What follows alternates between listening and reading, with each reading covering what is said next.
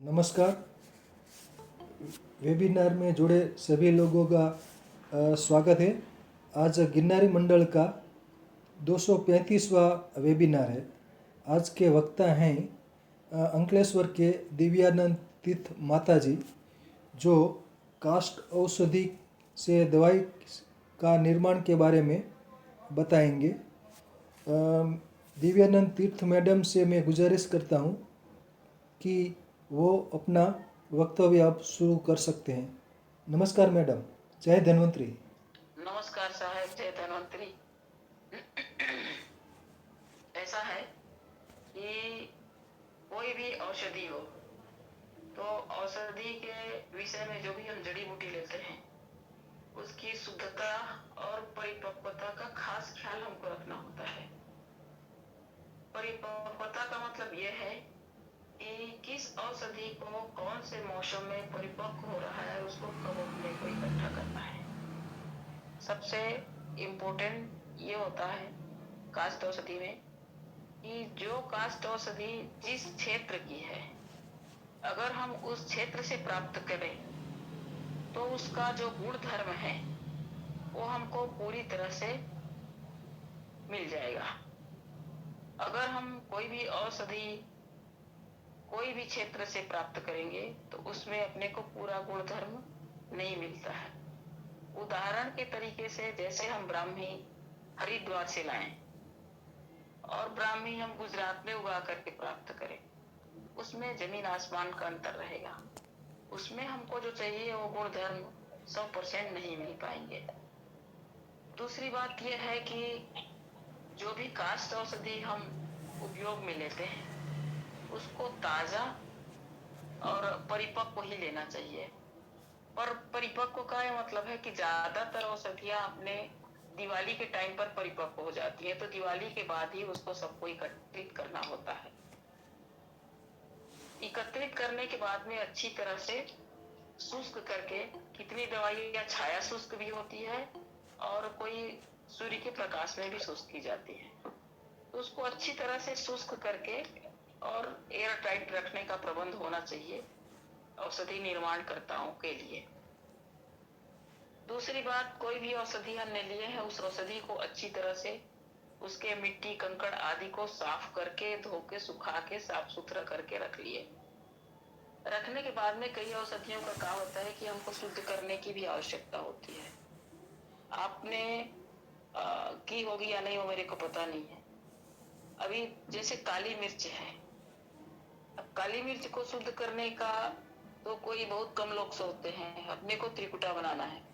काली मिर्च लिया, पीपल लिया, सौंठ लिया और उसको पीस करके त्रिकुटा बना दिया। नहीं, ऐसा त्रिकुटा नहीं बनता है। हम काली मिर्च को पहले 2 दिन तक छाछ में भिगो, उसके बाद उसको हाथ से साफ करते हैं।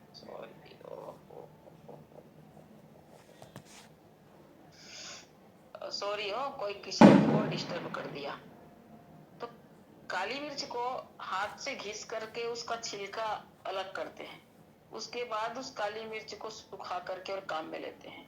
ये तो एक आपको एक चीज का उदाहरण दे रही हूँ मैं। इसी तरह से बहुत सारी कास्ट औषधि भी ऐसे हैं जिनको हमको शुद्ध करना पड़ता है। किसी को उबालना है, किसी को सुखाना है, किसी को नींबू के रस में डुबाना है। तो अलग अलग कास्ट औषधियों की भी शुद्धता अपने शास्त्रों में लिखी हुई है। अब कुचला तो सर्व विदित है कि उसको गाय के मूत्र में हमको भिगोना होता है 21 दिन तक। उसके बाद उसको छिलका को साफ करके निकालते हैं, छिलका घिस करके साफ करने के बाद में कूट के काम में लेते हैं। लेकिन कुचला का कास्ट औषधि में बहुत बड़ा महत्व है। कुचला जो है आपके ज्ञान तंतु के लिए बहुत ही अच्छी दवाई है। ज्ञान तंतु को सक्रिय करने के लिए बहुत अच्छी दवाई है। जैसे कि पैरालिसिस आजकल ज्यादा हो रहा है, या किसी को अर्थराइटिस ज्यादा हो रहा है, या दिमाग में शून्यता आ रही है, अल्जाइमर हो रहा है, तो कुचला जो है अच्छी तरह से शुद्ध करके देने से सभी रोगों में काम में आता है। अब सारी कास्ट औषधियों को साफ करने के बाद, अच्छी तरह से सुखाने के बाद में उनकी पिसाई होती है। पिसाई करने के टाइम में हमको ये ध्यान में रखना है कि वो पिसाई होते टाइम पर ब्राह्मी आदि औषधि ज्यादा डिग्री पर गर्म होने न पाए। अपन पर्पलाइजर चलाते हैं। पर्पलाइजर चलाने पर अपन को यह ध्यान में रखना है कि कौन सी दवाई बड़ी पर्पलाइजर में चलेगी, कौन सी दवाई कटर मशीन में चलेगी और कौन सी दवाई छोटी मशीन में चलेगी। अगर हर दवाई को हमने एक साथ बड़ी मशीन में डाल दिया तो ब्राह्मी जैसे दवाइयों में जो तेल का भाग रहता है गर्म होने पर उड़ जाता है, तो उसकी औषधि की क्षमता, औषधि गुण की क्षमता कम हो जाती है। इन सब बारीक बातों को अपन में ध्यान में रखते हैं, तो इसलिए औषधि का गुण अपने को बहुत अच्छा मिलता है।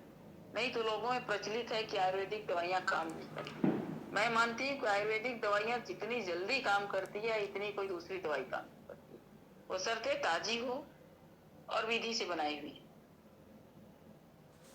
दूसरी बात, दवाई औषधि पीसने के बाद में उसको स्टोर करना है कि पीस करके स्टोर करें, उसके बाद में फिर वो दूसरी बार बाइंडिंग में जाएगा।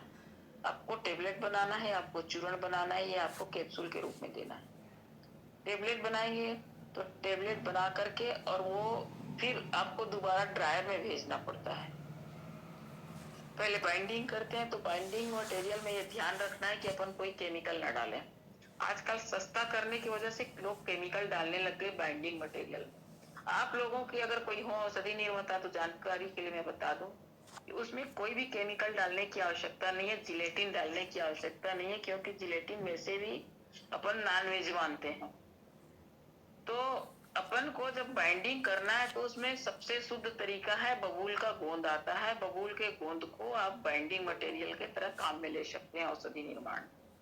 ये सबसे निरापद है और बबूल का गोंद जो है शरीर में जाने से लाभ भी करता है। बबूल के गोंद से बाइंडिंग करने के बाद में फिर उसको अपन ड्रायर में ले जाते हैं सुखाने के लिए। तो आपको ये ध्यान रखना है कि ड्रायर हमको 10 घंटा चलाना पड़े, लेकिन उसका जो सेंटीग्रेड तापमान है वो एकदम से ज्यादा नहीं होना चाहिए। काष्ठ औषधि के लिए ज्यादा तापमान पर रखने से उसके बहुत सारे तेली गुण है, जो तेली भाग जो होता है वो उड़ जाता है। ड्रायर करने के बाद में अब हम टेबलेट बना करके फिर उसको स्टोर कर सकते हैं अच्छी तरह से। टेबलेट बना के स्टोर करने से दवाइयां 3 साल से आपको अच्छी तरह से स्टोर होगी। एयर टाइट पैक में रखिए, 3 साल तक दवाइयां खराब नहीं होती है। कुछ कुछ दवाइयों का कहा है कि औषधि निर्माण में मैं कुछ रस औषधियों का भी प्रयोग करती हूँ, कुछ भस्मों का भी प्रयोग करती हूँ। इसकी वजह से दवाई जो है अच्छा रिजल्ट देता है और बहुत लंबे समय तक के उसमें कोई भी एक्सपायरी होने की बाबत नहीं आती, उसका गुणधर्म कम नहीं होता है। इसकी वजह से कुछ शुद्ध रसायन की औषधि भी मैं खुद काम में लेती हूँ। आप लोग ले रहे हैं या नहीं ले रहे हैं, आपका फार्मुलेशन क्या है वो आप लोगों के हिसाब से है। तो क्या होता है कि इन दवाइयों का, कास्टाज औषधियों का हमको सबसे ज्यादा ध्यान रखना है स्टोर करने में, समय में, कौन से क्षेत्र से हम ला रहे हैं और उसके बाद में उसको किस तरह से उस प्रोसेस में लेना है। तो ज्यादातर की औषधियों को, जैसे हम काढ़ा बनाते हैं, बहुत सारी औषधियों का हमको काढ़ा भी बनाना होता है। कोई सिरप बेस्ड दवाई बनती है, कोई आशा बेस्ड दवाई बनती है, कोई अरिष्ट बेस्ड दवाई बनती है, उसके लिए हमको उबालना भी पड़ता है। आशा तो मान लीजिए ठंडी विधि से बनाए, तो ठंडी विधि से बनाए तो उसमें सारे गुणधर्म मौजूद होते हैं, वो कहीं नहीं जाते।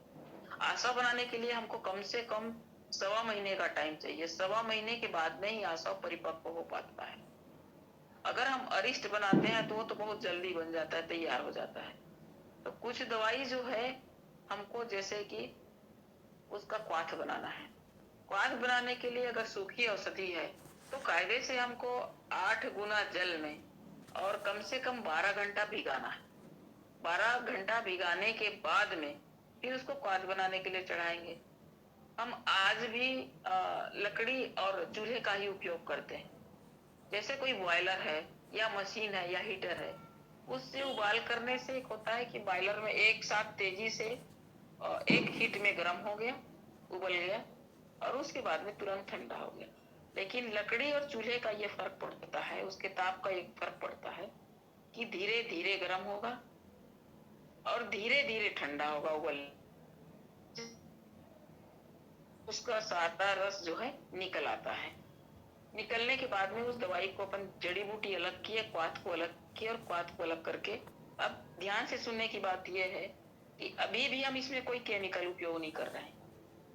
जो हमने क्वाथ बनाया उस क्वाथ में हमने थोड़ी सी मात्रा, मान लीजिए जैसे कि अपन ने 50 लीटर का क्वाथ बनाया, 50 लीटर के क्वाथ में 200 ग्राम सुहागा डाल दिया, तो वो क्वाथ आपका कभी खराब नहीं होगा। उसमें कोई केमिकल डालने की आवश्यकता नहीं है। अगर हमको उसको कलरफुल बनाना है तो हम कलरफुल भी बनाते हैं, उसमें थोड़ी सी पलास का पुष्प डाल देते हैं, तो अपने आप दवाई कलरफुल हो जाता है। या कोई हार्ट संबंधी दवाई है तो अर्जुन का छाल दिए, उससे कलरफुल हो गया। कोई दवाई ऐसी है कि जिसमें हमको ब्लड बढ़ाने की, ताकत बढ़ाने की, कोई बी बी कॉम्प्लेक्स जैसी दवाई तैयार करते हैं अपने, क्या बोलते हैं उसको,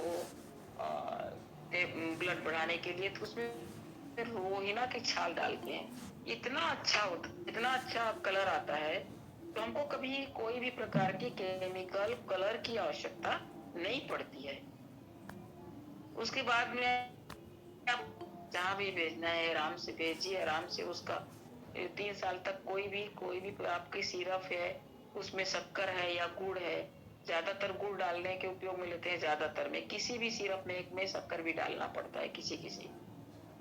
तो गुड़ डालने से क्या होता है कि गुड़ डालने से एक तो पाचन शक्ति बढ़ जाती है और दवाई का टेस्ट भी अच्छा हो जाता है।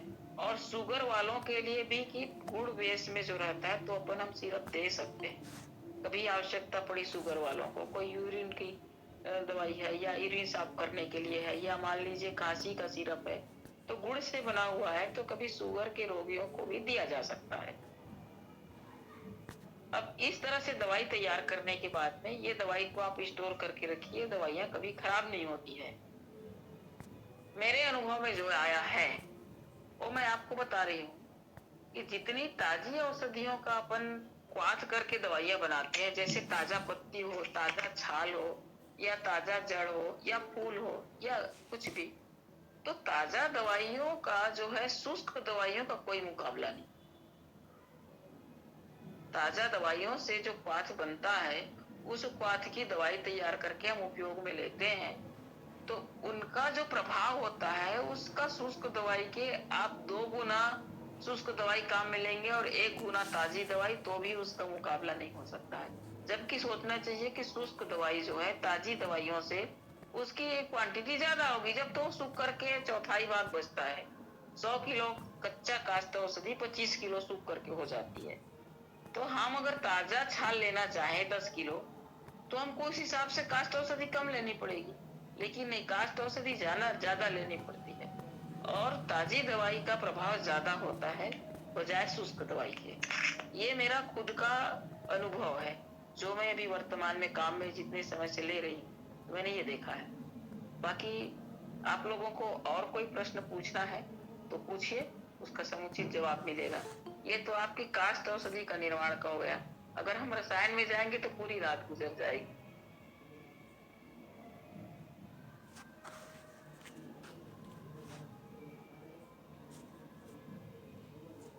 हेलो। हाँ, किसी को सवाल है तो मैडम जो मैंने बताया, का मैडम आपने बताया कि जो क्वाथ है उसको लंबे समय तक रखने के लिए सुहागा 200 ग्राम 50 लीटर में 200 ग्राम सुहागा मिलाने का है जी, तो उससे क्वाथ लंबे समय तक रहता है, बिगड़ता नहीं है। बिगड़ता नहीं है। अच्छा, बहुत क्वाथ जो अच्छी बनाने का माहिती दी तरीका है ना, क्वाथ जो Yes. बनाने का तरीका है ना, क्वाथ बनाने का, तो हमारा क्वाथ बनाने का तरीका जो है, जैसे अपन ने 100 लीटर पानी लिया, तो 100 लीटर का हम 50 लीटर ही क्वाथ रखेंगे। मतलब उसको पानी को उबाल करके आधा कर लेते हैं, उससे दवाई का रस भी अच्छी तरह से उतर जाता है और परिपक्व हो जाता है और खराब नहीं होता। अगर आपको काष्ठ औषधि में भी अगर अच्छा रखना है तो उसमें थोड़ी मात्रा में सुहागा डालेंगे तो कभी खराब नहीं होता है। घून कीड़े कुछ भी नहीं लगेंगे, कोई भी खराबी नहीं होगी।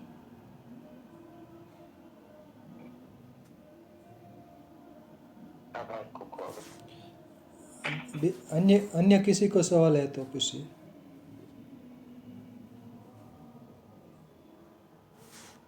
आशा वरिष्ठ में थोड़े ज्यादा प्रकाश डाले, उसकी बनाने की विधि और जो पक्व हो गई है, ठीक हो गई है, उसका जो परीक्षण उसके बारे में थोड़ा प्रकाश डालें। आसव में क्या है कि आसव का परीक्षण जो है ना, आसव की कोई भी औषधि आपको डालनी है तो जैसे आपने 100 लीटर का आसव बनाना है, 100 लीटर का आसव बनाना है तो उसमें आपको जड़ी बूटी 8 किलो तौल के डालना है। 8 किलो जड़ी बूटी और उसमें 8 किलो गुड़ और डाल करके उसको एयर टाइट पैक बंद करके धूप में ही रखना पड़ेगा। देखना आपको ये है कि आपका आसव बनाने वाला पात्र कौन सा है। आसव बनाने का पात्र कायदे से तो लकड़ी का होता है। अब लकड़ी का आज के जमाने में तो किसी को मिलेगा नहीं, तो हम एडवाइस करते हैं कि मिट्टी का हो। अगर आपको मिट्टी का पात्र भी नहीं मिले तो फिर ऑप्शन में सीमेंट की टंकी है। प्लास्टिक की टंकी तो कभी ना लें और उसको धूप में रखना पड़ेगा, क्योंकि पर्याप्त धूप भी पड़ना चाहिए। पर्याप्त धूप पड़ने पर ही आपका आसव सही रूप से बनेगा। 1.25 महीने एयर टाइट आसव को पैक करने के बाद जिस दिन आप उसको खोलेंगे तो वहां माचिस की तीली जलाई जाएगी। तो माचिस की तीली उसमें जहां पर आप डालेंगे तो तुरंत बुझ जाना चाहिए। उसके नजदीक आते ही खोलेंगे ढक्कन, जैसे ही माचिस जला दीजिए और माचिस को बुझ जाना चाहिए। उसमें से एक तरह की भाप उड़ती रहनी चाहिए, उस हवा से वो माचिस बुझ जाएगी। पहली परीक्षा। दूसरी परीक्षा यह है कि जितने सारे आपने काष्ठ औषधि या गुड़ जो कुछ भी डाला हुआ है वो अच्छी तरह से फूल के नीचे बैठ जाना चाहिए, ऊपर नहीं तैरना चाहिए। और जो आसव का जो अपना जो आसव है, बेस है आसव का, उसकी सुगंध जो है सड़ने में नहीं आनी चाहिए। उसमें औषधियों का एक खुशबूदार होना चाहिए। आप टेस्ट करेंगे तो खट्टापना होना चाहिए और बुलबुले उठ करके शांत हो चुके होते हैं जब परिपक्व होता है। इसी प्रकार का बुलबुला या ऊपर में गजरा, बिल्कुल कुछ भी फेन वगैरह नहीं होना चाहिए। एकदम साफ क्लीन पानी जैसा हो जाओ, ऊपर कलर में चेंज आ जाना चाहिए और सारी औषधियां नीचे बैठ जानी चाहिए। जब आसव का आप पूरी तरह से परिपक्व मानेंगे, आप जब जीभ में लगाएंगे तो आपका आसव जीभ को हल्का सा तीखापना, जलन जैसा लगेगा, जर्जराहट जैसी लगेगी। जब समझिए कि आपका आसव परिपक्व हुआ है। अगर परिपक्व नहीं हुआ है तो दोबारा पैक करके उसको धूप में और छोड़ दीजिए 15 दिन के लिए। अरिष्ट के विषय में तो ऐसा है कि अरिष्ट को क्वाथ बना करके बनाया जाता है, तो अरिष्ट तो आपका जल्दी से परिपक्व हो जाता है।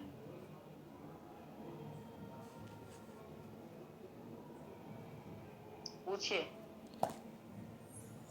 अन्य किसी को सवाल है तो पूछिए। हेलो। हाँ जी। जय धन्वंतरी मैम। जय धन्वंतरी जी। मैम मैं अभी स्टडी कर रही हूँ BMS में 3rd ईयर में जी। और मैं जानना चाहती हूँ कि स्टार्टअप करना हो तो कहाँ से स्टार्ट करें। स्टार्टअप करना हो तो कहाँ से स्टार्ट करें, मतलब आपको निर्माण में रुचि है? निर्माण में भी रुचि है और क्लिनिकल में भी जाना है आगे। तो औषधि का स्टार्टअप कैसे करें बनाने का? औषधि स्टार्टअप ऐसा है कि आप किसी भी योग्य गुरु के मार्गदर्शन में थोड़ा दिन रहने से आपको सारे औषधियों का, पदार्थों का ज्ञान हो जाएगा।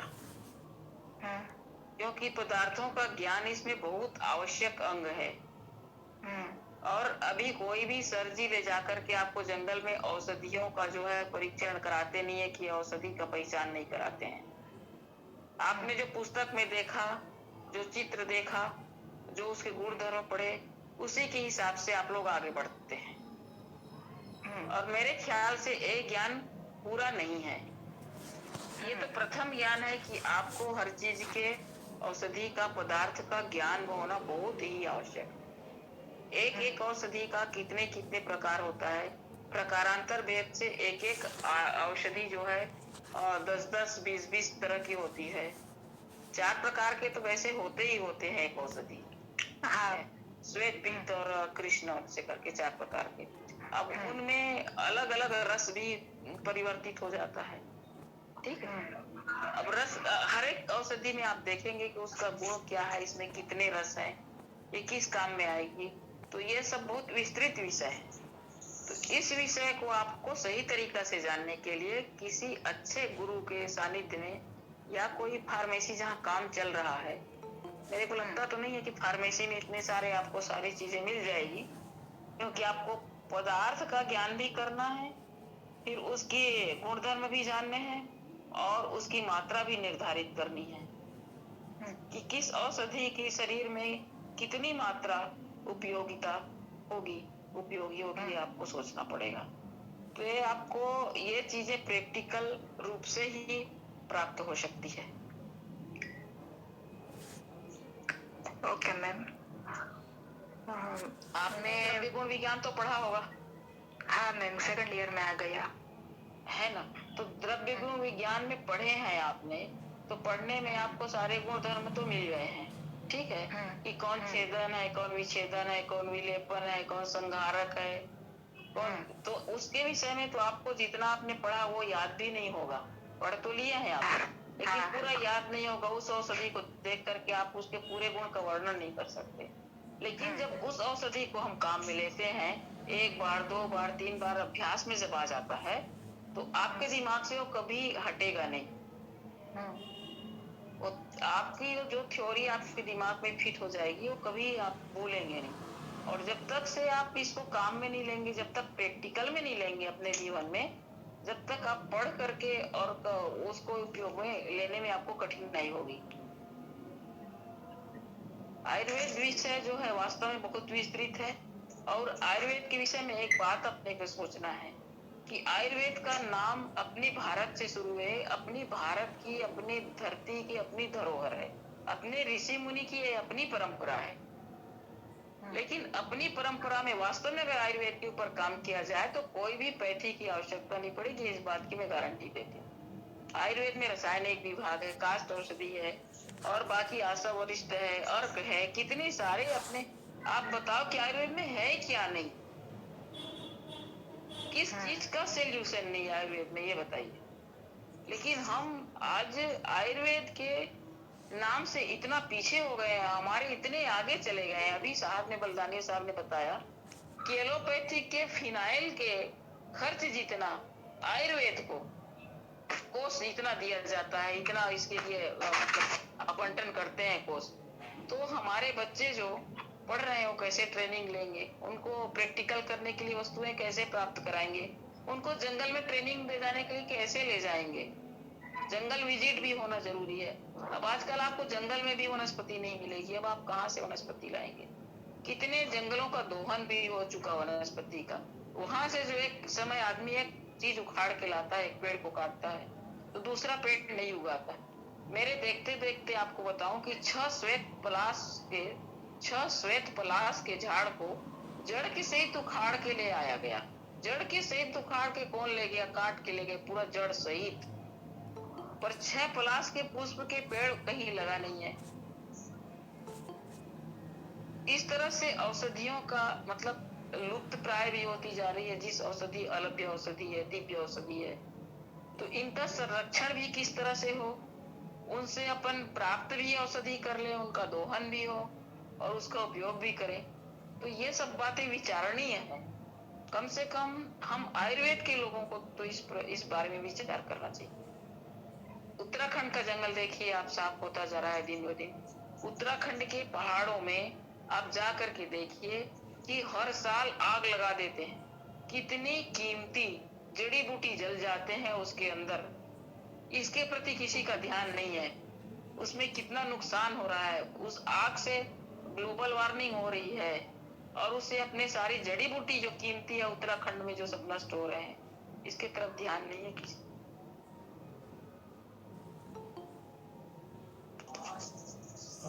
अन्य किसी को सवाल है तो?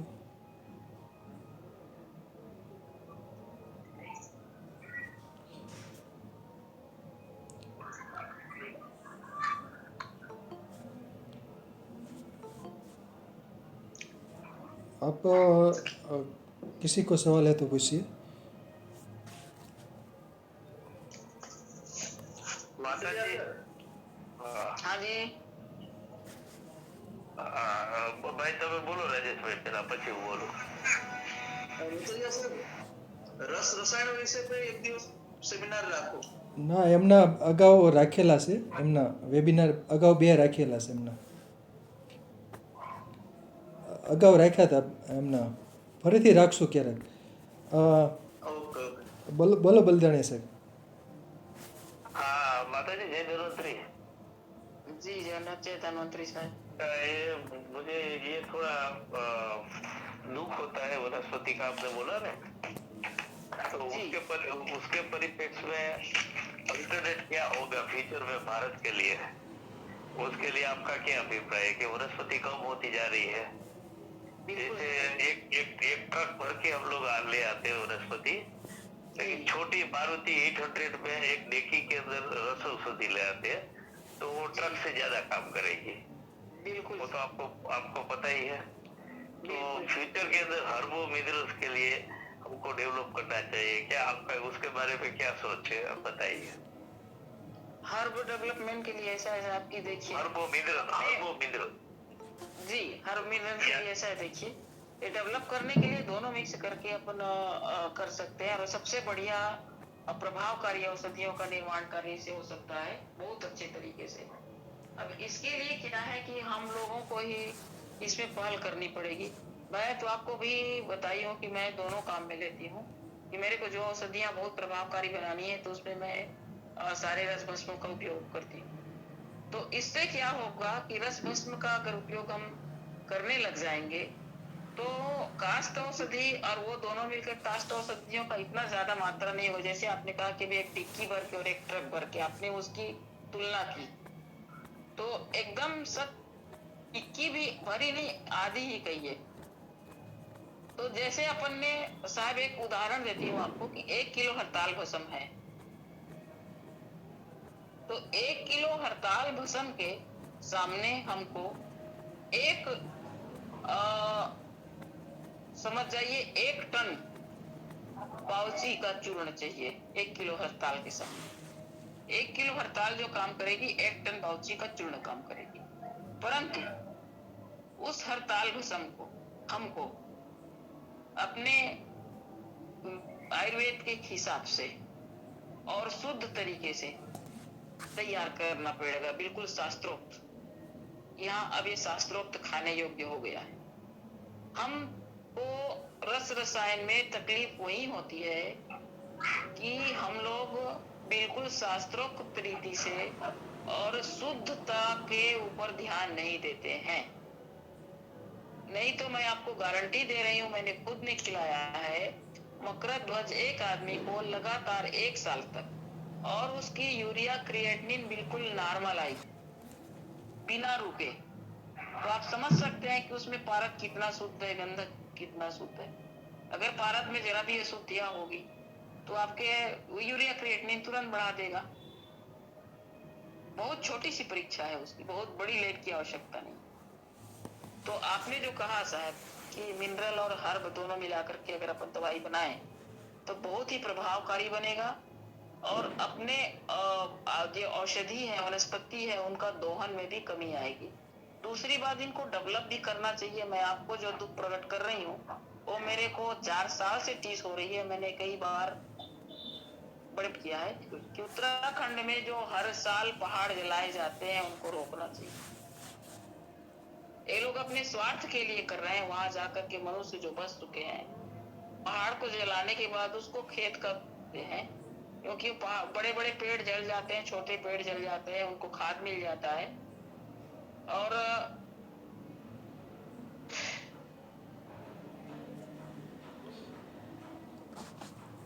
अब तो खाद मिल जाता है और उसमें खेती जा करके उसको खेत बना लेते हैं। तो इस ओर भी थोड़ा सा ध्यान देना चाहिए सरकार को कि यहाँ का जो जंगल जलाया जा रहा है, जो वनस्पतियां जल रही है, कीमती वनस्पतियां होती है, वहाँ की कितना प्रभावकारी वनस्पतियां होती है उत्तराखंड में, हिमालय के पहाड़ों में।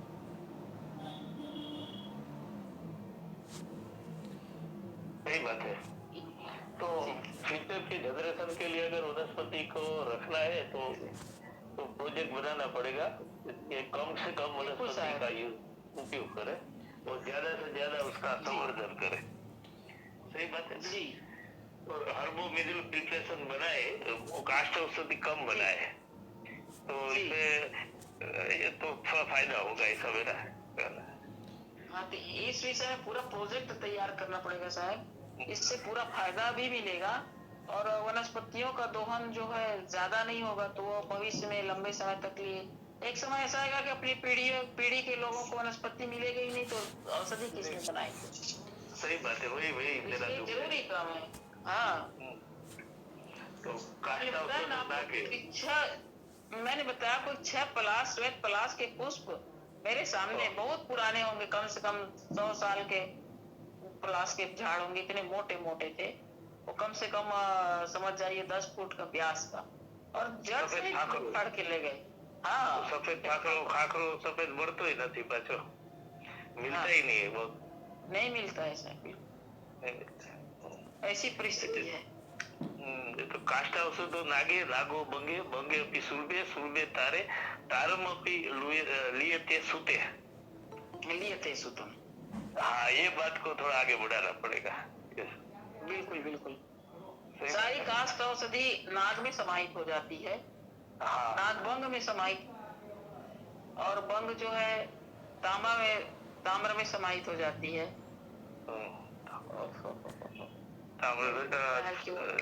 रजत में, ताम्र रजत जी है। ताम्र जो है सारे रजत में, रजत जो है स्वर्ण में, स्वर्ण पारे में, और पारा जो है अमृत के रूप में प्राप्त हो जाता है। क्योंकि आप नाग का जो भस्म बनाएंगे तो आप 1 ट्रक काष्ठ औषधि उसमें मिला दीजिए, 10 किलो नाग में पता नहीं चलेगा कहाँ गया। तो हमने अपने हाथ से किया है ना। सही। मैम, क्या आपका खुद का औषधि गार्डन है? औषधि गार्डन मेरा खुद का कहीं नहीं है बेटा। मैंने औषधि गार्डन कहीं डेवलप नहीं किया है। जगह जगह झाड़ पौधे जंगल लगाए हैं, लेकिन मैंने खुद का कहीं गार्डन नहीं डेवलप किया है। माता जी, मस्कुलर डिस्ट्रोफी के लिए आपके रसायन में कोई चिकित्सा या ऐसी कोई कारगर सिद्धि दवाई है तो उसके बारे में थोड़ा चर्चा करिए। मस्कुलर क्या बोले हैं आप? Muscular dystrophy, DMD। डिस्ट्रोफ बिल्कुल है।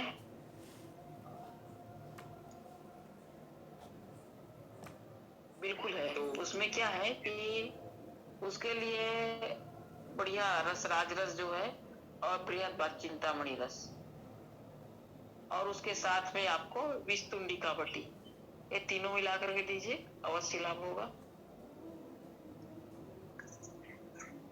फिर से बोलिए मैडम। बृहद बात चिंतामणि रस, रसराज रस, विस्तुंडिका बटी।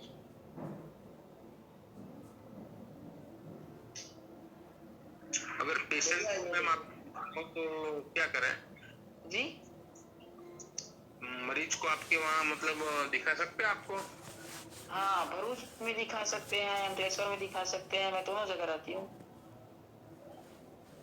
भरूच में आयुर्वेदिक हॉस्पिटल और यहाँ अंकलेश्वर में फैक्ट्री। जी जी। भरूच में कहाँ पे है?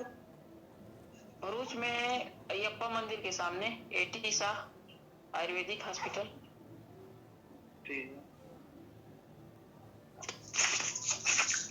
वो में अपॉइंटमेंट लेनी पड़ेगी मैम? नहीं, अपॉइंटमेंट नहीं लेनी पड़ेगी। वो डेट रहता है शुक्रवार और शनिवार को 2 दिन, 10 बजे से लेकर 12 बजे तक। ठीक है। जय धन्वंतरी माता जी। जय धन्वंतरी, जय धन्वंतरी। मेरा सवाल है कि आसाम में सबसे ज्यादा महिलाओं को साइटिका का प्रॉब्लम बहुत रहता है। साइटिका जी? हाँ, और पैरालिसिस के केसेस भी मैंने बहुत देखे हैं मैंने जी। और अभी मेरे सामने भी 3-4 केस तो है जी कि जो 1 साल से खड़े नहीं हो पा रहे हैं जी। महिलाओं के लिए कौन सी अच्छी माने आयुर्वेद में मेडिसिन होगी कि जिससे उसको साइटिका एकदम ठीक हो जाए?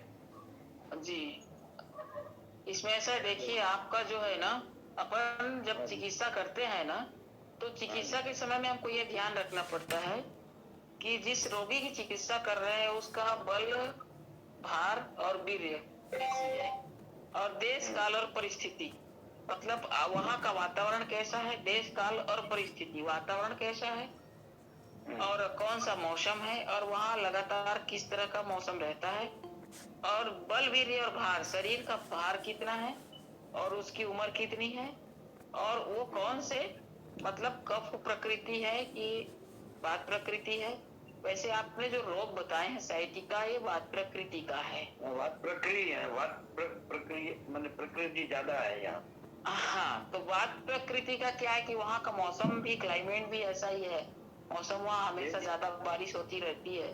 वही मैंने 6 महीना बारिश होती रहती है। हाँ, ज्यादा से ज्यादा बारिश होती है, तो इस वजह से वहाँ जो है इस तरह के रोग ज्यादा होंगे, फंगसी रोग ज्यादा होंगे, और वायु का प्रकोप होगा, दर्द का प्रकोप होगा, और वो लकवा भी कह रहे हैं, सही है, पैरालिसिस का। तो ऐसे समय में आपको वैसे तो मैं रस औषधि के लिए ही आपको कहूंगी, प्रेरित करूंगी कि रस औषधि इसमें अच्छा काम करती है। जैसे कि बृहत्तर चिंतामणि रस है और मकरध्वज है, एकांग वीर रस है, इन चीजों का उपयोग करिए। विष्णुंडिका बटी है, और शरीर को महानारायण तेल वगैरह जो है उनसे मालिश करना भी आवश्यक है साइटिका वाले दर्दी को। अच्छा। हाँ, साइटिका वाले दर्दी के लिए मालिश, और मालिश के साथ में एक कसरत होता है, वो कसरत आपको कराना है, बहुत हल्का कसरत है। जिस पैर पर दर्द होता है उस पैर को, पहले पैर को लंबा करके बैठ जाना है एकदम आसन में, और बैठ करके सुखासन बैठ करके पैर को लंबा करिए। लंबा करने के बाद जो दर्द होता है उस पैर को दूसरे पैर के ऊपर जितना चढ़ा सके, जंघा की तरफ जितना खींच सके इतना खींचना चाहिए मालिश करने के बाद। तो ग्रीसी नाड़ी जो बंद होती है उसमें झटका लगता है उस आसन से, तो धीरे धीरे उस नाड़ी, ग्रीसी नाड़ी से, नस से जो वायु का भाग है वो धीरे धीरे इधर उधर हिल जाता है, टूट जाता है, निकल जाता है। जी। अच्छा, और तेल कौन सा बोलिए आप? महानारायण तेल बनता है ना, महामास, महानारायण तेल, महानिरामिष तेल बनाते हैं। वैसे तिल तेल से भी कर सकते हैं, और अगर बना हुआ तेल लेते हैं, मेडिकेट तेल लेते हैं तो और अच्छी बात है। और मैंने हम यहाँ से यदि आपके वहाँ ले जाते हैं तो शुक्रवार शनिवार 2 दिन जी हाँ, में आप? जी हाँ, एटीसा हॉस्पिटल है, वहाँ 45 लोगों को एडमिट करने की व्यवस्था है। अच्छा। हाँ, पंचकर्मा, प्राकृतिक चिकित्सा, सारी चीजें चलती है। अच्छा अच्छा अच्छा। जी। और उसका कुछ चार्ज भी लेती है आप? जी, कुछ चार्ज भी लेती है? हॉस्पिटल में एडमिट करने का या दवाई का चार्ज होता है, मेरी तरफ से कोई फीस नहीं है। नहीं, वही मैंने हॉस्पिटल में जो एडमिट करेंगे। हाँ, हॉस्पिटल में जो एडमिट होंगे ना, तो हॉस्पिटल का चार्ज है, दवाई का चार्ज है, जो भी होता है सामान्य वही होता है। अच्छा अच्छा। क्योंकि हम भी यहाँ के लोगों को बताना चाहेंगे, और लोग यदि अच्छी बेटर ट्रीटमेंट चाहते हैं तो फिर हम वहाँ एक बार दिखा के लाने से उनके मन में भी एक शांति की अनुभूति होगी, और प्रचार और प्रसार आयुर्वेदिक होगा। जी जी जी, आयुर्वेद का प्रचार प्रसार होना बहुत आवश्यक है। हम बहुत पिछड़े हुए हैं अभी भी, इतना कार्य करने के बाद भी। और आप ठीक ही कह रही है, दोहन इतना हो रहा है ये पूछिए मत माने जी। अगर ये दोहन जितना भी होता है वैसा आंदोलन करने से भी तो सरकार तो सुनती नहीं है ना जी। वो हम लोग तो यहाँ जितना भी हो सके वो मेडिसिनल प्लांट्स वगैरह लगवाते हैं लोगों को। गाँव गाँव में हम लोग प्रचार करते हैं, और भी सरकार की ओर से सुविधा मिलेगी तो और भी हम लोग कर सकते हैं। खास ख्याल क्या है कि जी जी, वनस्पति में खास ये ख्याल रखना है आपको कभी भी कि वनस्पति का जीवन केवल 6 महीने का होता है।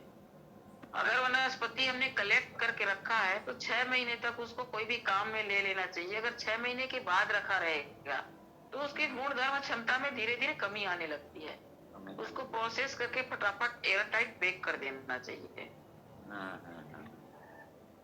माता जी जी जी हाँ, मतलब यहाँ हर्ड इतनी होती है कि लोग फेंक देते हैं, यूज नहीं करते। जी, हरडे का बहुत यूज है और उसका यूज अलग अलग तरह से है। अभी उसको लोग जानते नहीं कि हरडे का यूज कितना। हरडे तो माँ के समान कहा जाता है। हरडे की तो गुण धर्म की कोई बखान ही नहीं कर सकते। वही तो मैंने। माता जी जी अरे नमस्कार। एक जो मेरा प्रश्न है वो जी औषधि पर भी, वनस्पति पर भी है और रसायन का भी है। तो इसमें जो हम अलग अलग समझते हैं, एक्चुअली ऐसा कुदरत में नहीं होता कि जैसे कोई प्लांट में जहाँ जमीन में तांबा ज्यादा है तो वो प्लांट में तांबरा आएगा, जहाँ लोहा ज्यादा है तो उसमें भांगरा जैसी वनस्पति आएगी। तो या तो वो सोचेगी जमीन में से कि लोहा कहाँ है।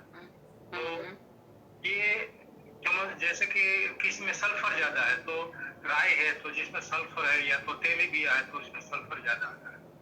तो ऐसी कौन सी औषधि है जो कॉमन हो, जो औषध में, दवा में भी काम आए और रस औषधि शुद्ध करने में और या उसको बनाने में भी काम आए?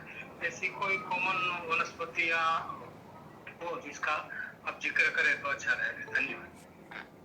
कॉमन और सबसे बढ़िया, अगर आप औषधि भी शुद्ध करना चाहते हैं और आप उसको काम में भी लेना चाहते हैं तो सबसे बढ़िया तो मैं आपको सलाह दूंगी कि एलोवेरा है। आप आयुर्वेद में उठा के देखिए तो औषधि शुद्ध करने के लिए एलोवेरा का स्थान सबसे ऊंचा है। हर एक दवाई को शुद्ध करने के लिए एलोवेरा। कोई भी दवाई को अपन अगर खरली रसायन बनाते हैं उसमें एलोवेरा ज्यादा से ज्यादा इसका उपयोग अपने शास्त्रों में एलोवेरा का निर्देश दिया गया है। और एलोवेरा का निर्देश देने का कारण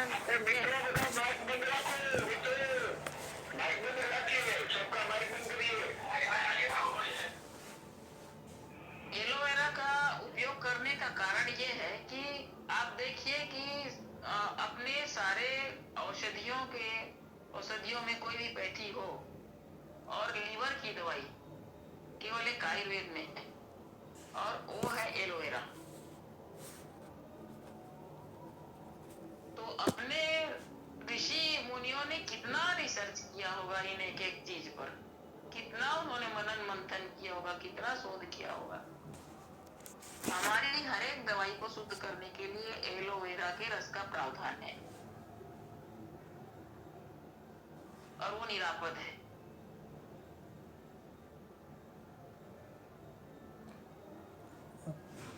તુષારભાઈ ત્રિવેદી સાહેબ, કોઈ પ્રશ્ન હોય, સવાલ?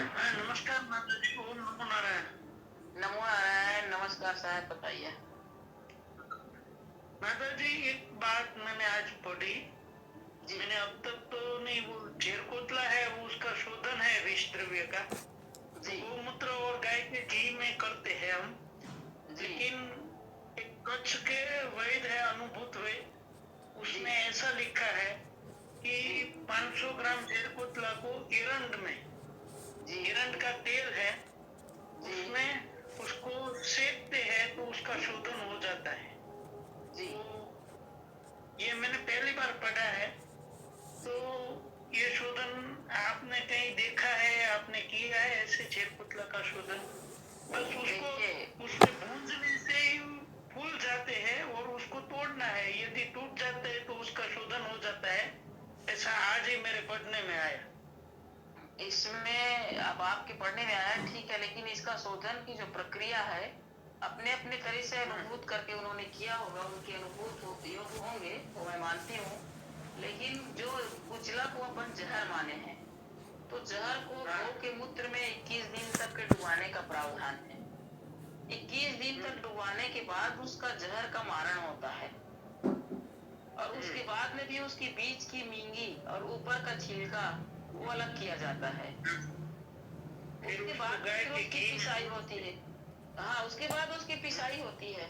ठीक है, तो जो गाय के गौमूत्र में जो 21 दिन अपन को भिगाने का उसका प्रावधान है, तो उसके जहर को खत्म करने के लिए ही उसका प्रावधान है। क्योंकि इसकी जो मात्रा होती है जहर कुचला की, अगर आपने 100 mg 50 mg तक के शुद्ध जहर कुचला किसी को दिया तो किसी भी प्रकार का नुकसान नहीं होता है। और जो आप कह रहे हैं कि अंडी के तेल में उसको सेक करके और तुरंत तोड़ लीजिए, उसके विषय में मेरा अनुभव भी है नहीं, मैं नहीं बता सकती। मैं उसको मैं मेरा भी नहीं समझ नहीं रही हूँ, मैं समझ नहीं रही हूँ कि हाँ। अशुद्ध हुआ होगा। और अशुद्ध रह गया तो उसके इससे दिक्कत ज्यादा आ रही है। अशुद्ध चीज यदि को गाय अशुद्ध के घी में भी वस्तु उसको भूंज ले तो भी ठीक है, क्योंकि गाय का घी उसका मानव है विष का, हाँ जहर का मारण है, बिल्कुल किसी भी जहर का मारण है। लिखी है तो मेरे मगज में नहीं बैठ रहा है, इसलिए किसी का भी कोई अनुभव है ऐसा, और ये लिखा है, ऑथेंटिकेट बुक है, सस्ता साहित्य की बुक है, उसमें है। अच्छा अच्छा अच्छा, अब किसी के अनुभव में आया होगा, किसी ने सरल करने के लिए रास्ता निकाला होगा। हाँ, ये तो एकदम इजी हो गया। हम हाँ। कितने बराबर, मात्रा वही में पीते तब जेल को हाँ, तो बिल्कुल। शुगर होता है, और ये तो एकदम इजी है। और उन्होंने सुनिए लिखा ना, है कि ये गौमूत्र में डुबाए बिना उसका पूरा लाभ नहीं मिलेगा मेरे ख्याल से। गौमूत्र में डुबाने के बाद में सुखा करके आप कैसे भी भूंजिए अलग चीजें, लेकिन गौमूत्र में आपको भिगाना पड़ेगा 21 दिन तक। हाँ माता जी बरोबर के बोल बिना रहे जी हैं। ठीक है माता जी, बरोबर है आपकी बात। जी तो हम भी बताइए सब, हम भी ऐसे ही करते हैं, लेकिन ये लिखा एकदम इजी है प्रयोग। ना ये नहीं करना चाहिए, नहीं बैठता है कि ये नहीं करना है। ये नहीं मैं करना आपको चाहिए। एक बात आपको मैं बताऊं, एकदम इजी प्रयोग। और देखिए, पारा और गंधक को कजली बना देते हैं, बोलते हैं इसको काम में ले लीजिए। तो मैंने तो जिंदगी में कभी कजली काम में नहीं लिया है, मैं अपना बता रही हूँ आपको। अब पारा और गंधक आपने कजली बना ली, काम में ले ली। अब आपको मैं गिनाती हूँ कि पारा को सूक्ष्म करने के लिए जब तक के 100 गुणा गंधक जारण नहीं किए हैं, उसके पहले वो खाने के काम में, दवाई के काम में नहीं आएगा, मैं कहती हूँ।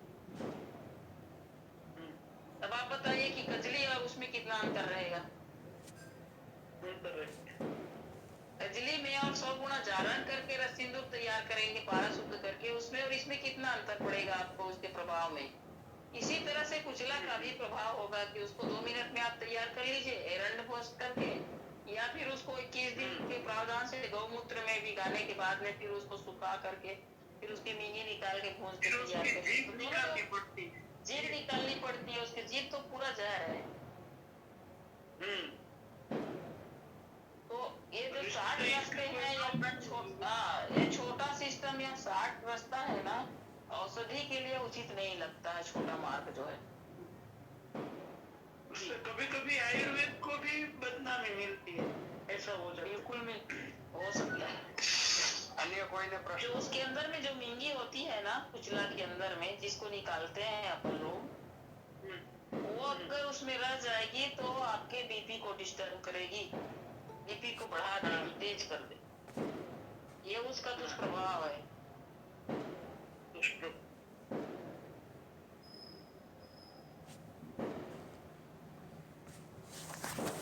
और वैसे आपको कुचला जो है अपने पैरालिसिस के पेशेंट को दिया जाता है, तो पैरालिसिस के पेशेंट को बीपी थोड़ी बढ़ाना है। और वात कफ में तो सबसे ज्यादा, वात कफ के कोई ऐसा उपयोग नहीं है जो नहीं जेल कुचला से न जाए न ठीक हो। लेकिन शोधन करने के बाद, लेकिन हम तो ऐसे शोधन करते हैं कि उसको गाय के मूत्र में भिगो के उसके बाद उसकी जीभ निकाल के फिर उसको भून लेते हैं गाय के घी, फिर उसका उसके पाउडर बाद करके में फिर इसके काम में लगे, ये सही तरीका है।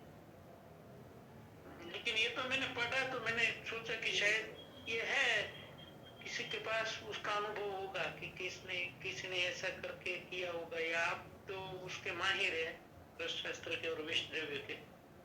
नहीं, बिना गौमूत्र में शुद्ध किए बिना काम में नहीं लेते हैं।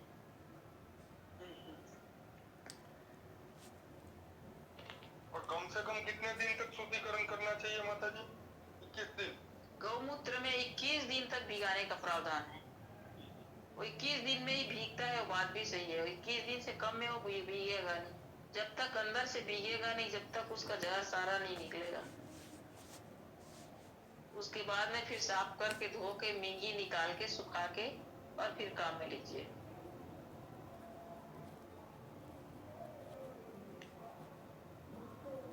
कुचला बहुत ही बढ़िया दवाई है, बहुत अति उत्तम दवाई है। कुचला का तो कल्प भी, कुचला और बिलावा का कल्प का भी प्रावधान है। वैसे तो अभी ये वो सब का तो कल्प तो है, लेकिन ये गोरख मुंडी तो अभी सीजन वाली है ना, उसका भी तो कल्प दिया है। हाँ, गोरख मुंडी का कल्प तो बहुत अच्छा है। गोरख मुंडी का कल्प करना बहुत ही बढ़िया चीज है। और निर्दोष है, उसकी तरह तो कोई ये नहीं रहेगा दिक्कत वाला काम। निर्दोष तो बिल्कुल नहीं है। उसका भी जो है मात्रा और खान पान और परहेज बहुत जबरदस्त सभी है। चीज में रहेगा, मात्रा खान पान तो सभी चीज में रहेगा। इवन आंवले के कल्प में भी तो रहता है। बिल्कुल, निर्गुंडी बहुत अच्छी चीज है। वर्तमान में तो काम में लेना बहुत, क्योंकि खान पान की वजह से क्या है कि वायु का प्रकोप, गैस का प्रकोप, एसिडिटी, इसमें बहुत अच्छा रोल है उसका। गोरख मुंडी भी अभी के सीजन में रहती है। बिल्कुल, अभी सीजन में रहती है, उसका भी सीजन है।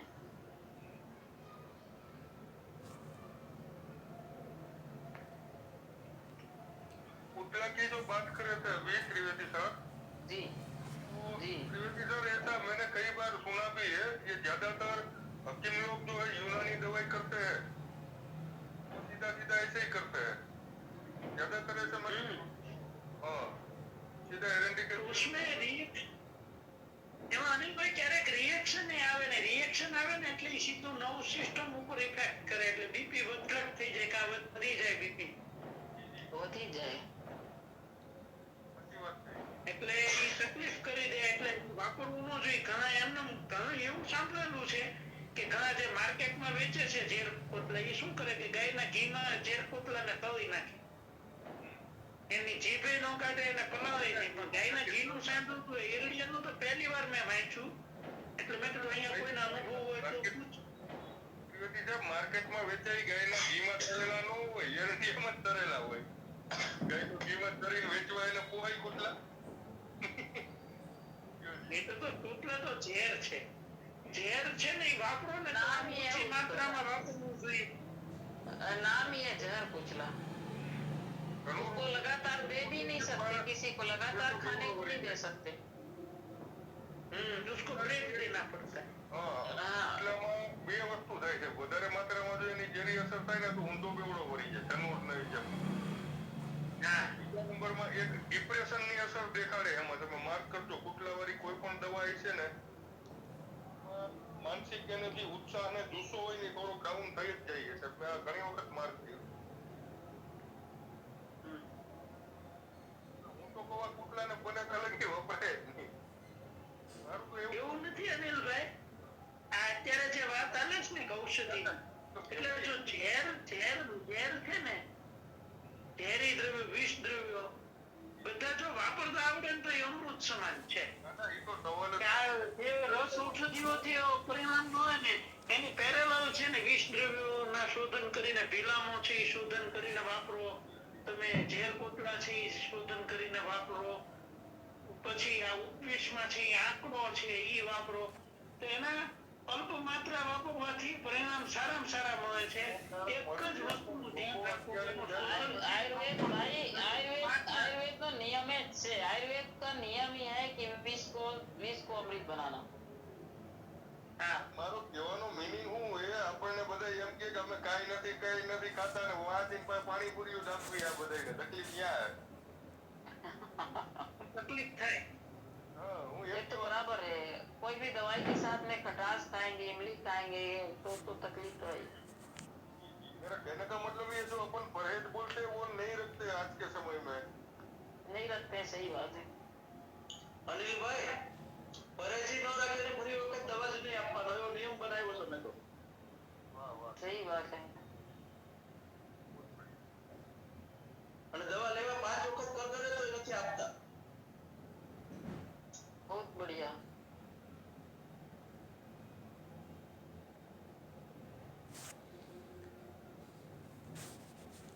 કાસ્ટ औषधि બહુ ઓછી થતી જાય છે એટલે કમ હોती जाती रहे कास्ट औषधि इसके लिए 10 से 15% आयुर्वेदिक औषधि की खेती होती है, जड़ी बूटियों की खेती होती है। लेकिन जड़ी बूटियों की खरीद निगम नहीं है, इसलिए खेडूत लोग किसान लोग खेती करने से घबराते हैं। सही बात है, ये बात भी आपकी सही है। खरीद निगम खेती कर रहे हैं होना भी और चाहिए। करेंगे तो उनकी खरीद बिक्री सही नहीं होती है। फार्मेसी और के कई साथ जगह पर अब ये भी एक ये सिस्टम चल रहा है कि हर्बल खेती करें और हर्बल, तो इसमें मेरा भी एक मानना है कि जितनी अपने यहाँ देश में इतनी बड़ी बड़ी नदियां हैं और नदियों के किनारे में इतनी उपजाऊ जमीन यूं ही पड़ी हुई है, उसमें इस तरह की कोई भी औषधियों का खेती होना चाहिए। जो औषधि की खेती करेंगे तो उसका जो है एक तो बिल्कुल निरापद होगा, उसमें किसी प्रकार की खाद की आवश्यकता नहीं होगी, वो वैसे भी उपजाऊ होती है नदी के किनारे की मिट्टी जो है, और उसका जो औषधियों का प्रभाव है वो नदी के जल में भी जाएगा। बहुत बढ़िया ये अगर दिमाग में आए कोई कौन सी औषधि का प्रोजेक्ट खेती कर करें। सकते हैं? अब जैसे नदी के किनारे में खेती करने के लिए सबसे बढ़िया जैसे सतावरी है, अश्वगंधा है, और बड़े पेड़ में अपना आंवला है। कोई भी चीज आप वहां लगाएंगे तो आंवला, बाढ़ में भी आंवला नहीं जाएगा, पेड़ तो रह ही जाएगा। और सतावरी है वो नीचे उसके जाते हैं, कंद नीचे रहती है, झाड़ भले सूख जाए कंद तो उसका जाता नहीं है हमेशा के लिए, एक बार लगाने से हमेशा के लिए रह जाएगा। तो इस तरह की औषधियां लगाई जाए। तो माता जी हमने प्रोजेक्ट रखा था गुजरात आयुर्वेद यूनिवर्सिटी की ओर से। हाँ गांधीनगर में मीटिंग थी, नर्मदा जब नदी की शुरुआत हुई ना तब की बात है, 20 साल पहले की बात कर रहा हूँ। तब हमारे एक गुरु जी बहादुर साहब थे, बहादुर साहब बहादुर साहब को भेजा वाइस चांसलर पर। तो वो गए थे वहाँ पर, वो डिस्ट्रिक्ट वाइज जहाँ से नर्मदा निकलती है मध्य प्रदेश से लेके यहाँ गुजरात के कच्छ तक, तो कौन कौन से एरिया में कौन कौन सी वनस्पति आयुर्वेद की मेडिसिन प्लांट होनी चाहिए उसकी लिस्ट भी साथ में ले गए थे, पूरी फाइल बना के, और वो गवर्नमेंट को दी थी, लेकिन आज तक वो काम नहीं हुआ है। तो यही बात है ना, इसी सब बातों को ध्यान में रख करके इसका कुछ न कुछ करना चाहिए अपन लोगों को। अभी भी यूनिवर्सिटी में वो फाइल पड़ी होगी। गंगा के किनारे देखिए ना आप, गंगा के किनारे कितनी उपजाऊ जमीन है, जमुना के किनारे कितनी उपजाऊ जमीन है, बहुत सारी पड़ी हुई है। वाह एक ऐसे ही पड़ी हुई है। तो इसमें ऐसी चीज औषधियां लगाई दी जाए। अब मान लीजिए अर्जुन है, अर्जुन कहाँ जाएगा? गूलर का झाड़ है, गूलर कहाँ जाएगा? पीपल है, बड़ है, सारी औषधियों के काम में आता है। ये ऐसा तो है नहीं कि इनमें औषधि गुण नहीं है। माता जी मेरा जो आयुर्वेद का बजट है ना वो 2% है एलोपैथी से। अभी बताए बलदानिया साहब ने कि उसमें उसका जितना एलोपैथी का फिनाइल आता है उतना बजट हमारा आयुर्वेद का पूरा है।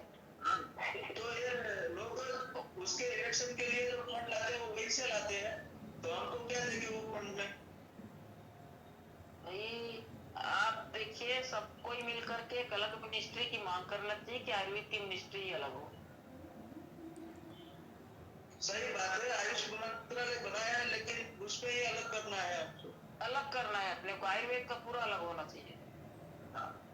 और जो आप बोल रहे हैं जो नदियां हैं उसके किनारे पे पेड़ लगाना है, औषधियां लगाना है, तो ये जो प्रोजेक्ट है काम ले जाकर बढ़ेगा आगे तो ही आगे बढ़ेगा।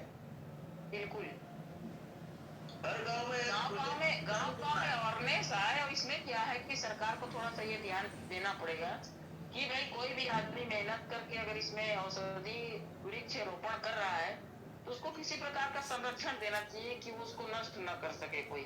उसमें या तो घेराबंदी करने की व्यवस्था के लिए कुछ होना चाहिए, या फिर उनको कुछ खर्च के हिसाब से मिलना चाहिए कि एक पौधा के ऊपर इतना खर्च सरकार की तरफ से मिल रहा है, तो वो ज्यादा अच्छी ढंग से कर पाएंगे। अभी प्रोजेक्ट चल रहा है गांव में, सभी गांव में गुजरात सरकार का वन संरक्षण का, जो बिन उपजाऊ जमीन है खेती की, तो उसमें औषधि पेड़ लगाते हैं और किसी को जिम्मेदारी लेती है और बाद में जो उपजाऊ पेड़ हो जाते हैं तो वो पंचायत को उपजाऊ जो आवक आती है ना उसकी उपज तो पंचायत का विकास होता है, उससे गांव का विकास होता है। ऐसा प्रोजेक्ट चल रहा है। चलिए, बहुत अच्छी बात है कि सब जगह वनस्पति बलदानिया साहब लेफ्ट हो गए, बलदानिया साहब लेफ्ट हो गए, उनका शिष्य ही अभी आयुष मंत्रालय में मेन है। हाँ सही है। तब मैं क्यों बलदानी है। किसी कौन कौन राजेश कोटेचा, राजेश कोटेचा। अच्छा, साहब के प्राइवेट का सेक्रेटरी है अभी। हाँ तो है, वो तो मेरे को मालूम है, पर आपके शिष्य है वो? हाँ जी। क्या मेरे को आज ज्ञात हुआ है। मुझे मालूम था। सही बात। पहले यहाँ वाइस पहले चांसलर शायद ने भी कभी जिक्र नहीं किया।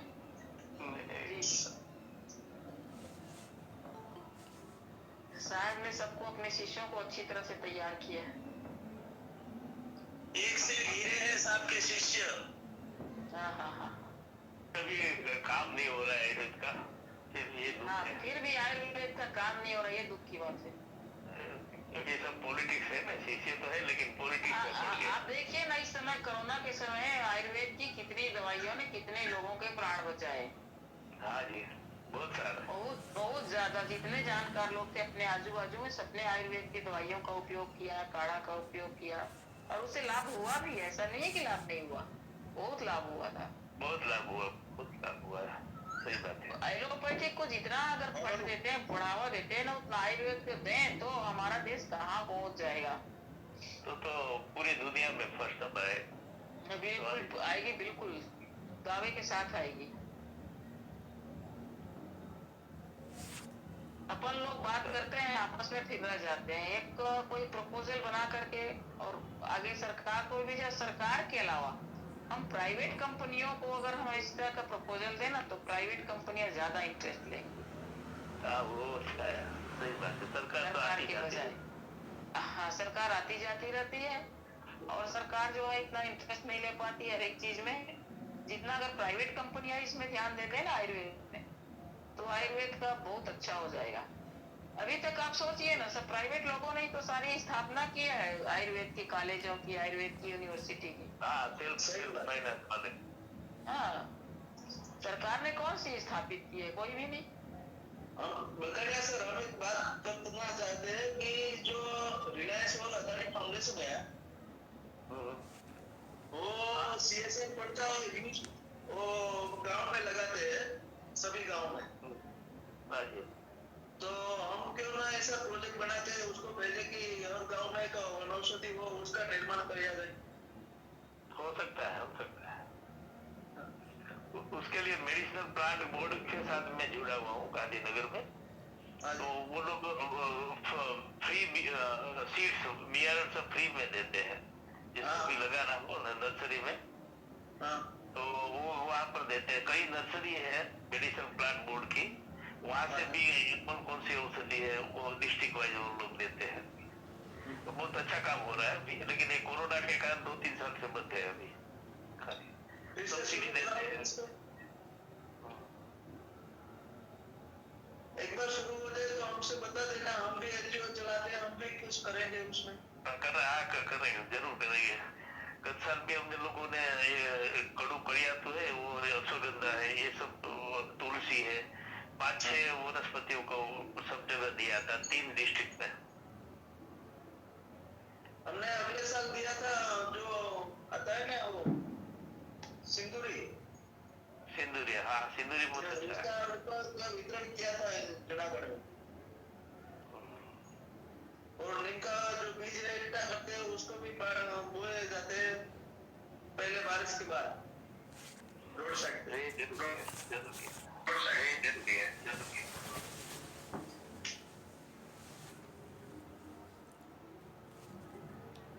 मित्र जैसा हाँ, बोलो बोलो। प्रोजेक्ट करो આગળ। ना એટલે प्रोजेक्ट आ બધું सेम से प्रोजेक्ट चलता ही है। कुछ लोग बीज वितरण का पौधे को तैयार करते हैं, यहाँ पंच परमेश्वरी का एक अभियान चला था भावनगर में। 5 औषधि के पौधे का वितरण करना था। वो ठंडा हो गया। पहले कुछ थिया 1-2 मीटिंग भी हुई। हाट सांकल, अस्थि श्रृंखला, ग्वारपाठा, तुलसी, अड़ूसी और 5वा गिलोय, बराबर। ये गिलोय अब शुरुआत में चला बराबर, एक बार दफ़ा फ्री वितरण भी हुआ, बाद में ठंडा पड़ गया है। એટલે ऐसा सरकारी नर्सरी से लाते हैं, 1 रुपया देके। વનૌષધિ માટે ઘણા બધા ઔષધિ ઉદ્યાન પણ ઘણા બધા જગ્યાએ બનેલ છે અને બનાવે છે લોકો સ્વયં. એટલે 2-5% જ લોકો સક્રિય છે, 2% આમ તો 2%થી ને ઓછા, બાકીના સક્રિય નથી. અમુક સ્કૂલોમાં ઔષધિ ઉદ્યાન બનાવવામાં આવે છે. હા, ખાસ કરીને સ્કૂલો અને પંચાયતમાં જે વાળાઓ છે એમાં समाज में दरेक गौ व्यक्ति विषय बहुत पोत-पोत- हाँ हाँ, दरेक व्यक्ति सभी व्यक्ति अपने अपने डिस्ट्रिक्ट में ये पूरे संकल्प के साथ ये कार्य करे तो वो शक्य हो सकता है। जैसे वेबिनार में तो हिंदी में ही चर्चा होनी चाहिए, सही बात। और सभी जिले में डिस्ट्रिक्ट में अगर ये कार्य एक साथ मजबूती से करे तो ये कार्य हो सकता है, शक्य है, पॉसिबल है। हेलो, હા अधिकाल से ये चला आता है कि गवर्नमेंट को तो हम देते हैं लेकिन वो कुछ करते नहीं है। आयुर्वेद को राज्यश्री नहीं है, लेकिन लोगों के दिल में आयुर्वेद बसा हुआ है और उसकी वजह से ही आयुर्वेद जीवंत है। सही बात। तो जितना व्यक्तिगत लोग कर सकते हैं तो शासन तो कुछ करता नहीं है, किस वजह से नहीं करता है, कौन सी वजह से नहीं करता है। अच्छा है, सब अच्छा है, सब जानते हैं, नहीं जानते हैं सब ही नहीं है, लेकिन वो नहीं रहा है। लेकिन वो हमें नहीं सोचना है, लेकिन हमसे क्या होता है उससे आयुर्वेद जीवंत रहेगा। दूसरा औषधि का जो माता जी ने एक बात बोली वो देख रहे हैं हम, जैसे हमारे यहाँ बाल है उसमें मामेजक है, मामेजवा, वो निंदामन की जैसे होता है। पुनर्नवा हमारे रेंज में ऐसे निंदामन की तरह लोग खेत में से निकाल रहे थे, उसको ज्ञान भी नहीं है कि ये पुनर्नवा है। बाल में किसी को उसको खड़ समझ के निकाल देते हैं। नागरमोथ वो अच्छी होती है, उसको भी निकाल के जला देते हैं। अभी ये गिलोय का तो थोड़ा थोड़ा पता चला है, नहीं वरना नीम की गिलोय होती है वो खेडूत लोग उसको निकाल के जला के उसकी भस्म बना देते हैं। तो ऐसे औषधियों का है वो नाश बहुत हो रहा है।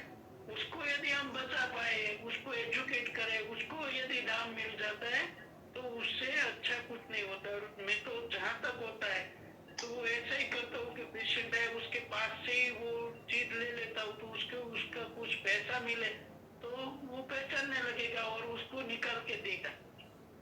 सही बात है। तो खेडूत लोग ना उसको पहचान नहीं है, उसकी खेत में क्या क्या औषधि हो रही है उसको पता ही नहीं है कि ये औषधि है। उसको यदि पता चल जाए कि ये औषधि है હા ખેડૂત सही बात है। लोगों में जानकारी नहीं है, विचारों में जानकारी क्या है कि लोगों के लिए खर पतवार और औषधि बराबर है। હા इस चीज की जानकारी तो वैद्य लोगों को, इस विषय से संबंधित लोगों को ही होता है। वास्तव में गांव में बहुत सारी चीजें हैं जो अपन खरीदते हैं बाहर से, जो पंसारियों से बहुत भाव दे के जी जी सर मैं कुछ बोलना चाहूंगा।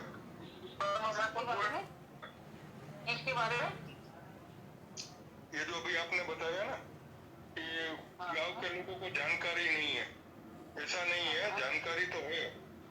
तो किसान लोगों को, काफी किसानों को जानकारी है, लेकिन वो इस पे ध्यान नहीं देते हैं क्योंकि उसको प्रॉपर मार्केट नहीं मिलता है। अभी मान लीजिए खरपतवार के तौर पे पुनर्नवा निकली है या नागरमोथा निकला है, तो कितना इनकम देगा वो? और वो लेने का बेचने कहाँ जाएंगे? पंसारी के पास में जाते हैं तो वो बहुत के रेट में मांगते हैं।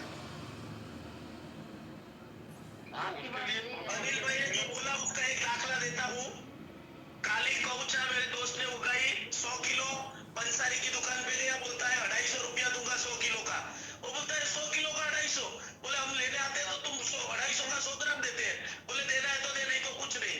वो बोला नहीं दूंगा, मैं नदी में फेंक दिया उसने काली कौचा। बोले कितने टाइम रखूंगा मैं, कीड़े पड़ने लगे। अरे हमको बोलना था यार, तो काली गोचा तो मिलती नहीं। ये तो हम बता लिया सर, ये 3-4 साल पहले की बात है, जब मैं फील्ड में नहीं था, यहाँ ग्रुप में नहीं था, तब की बात है। पर अब क्या है कि किसी को कोई पंसारी पैसे देते नहीं है, इसीलिए कोई जाता नहीं है दुकान पे देने को।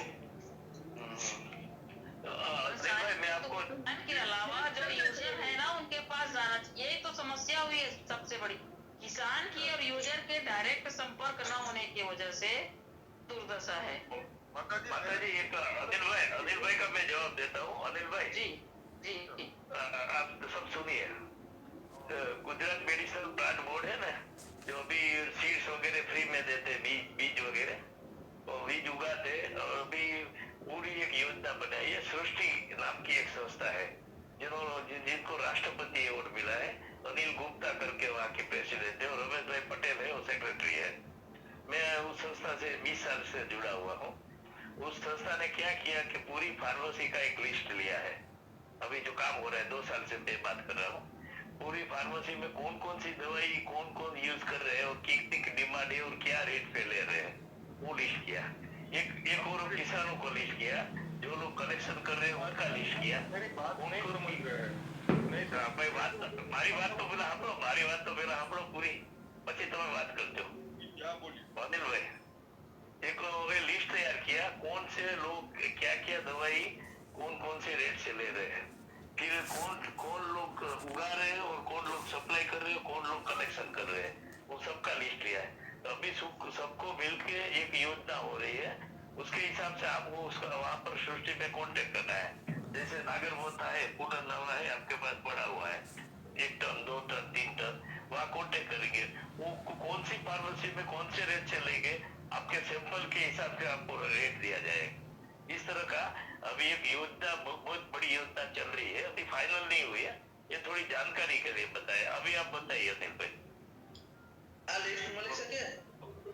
हाँ, ये બધું સૃષ્ટિ પાસેથી પણ અમદાવાદ। એમના નંબર બધું નાખજો ને।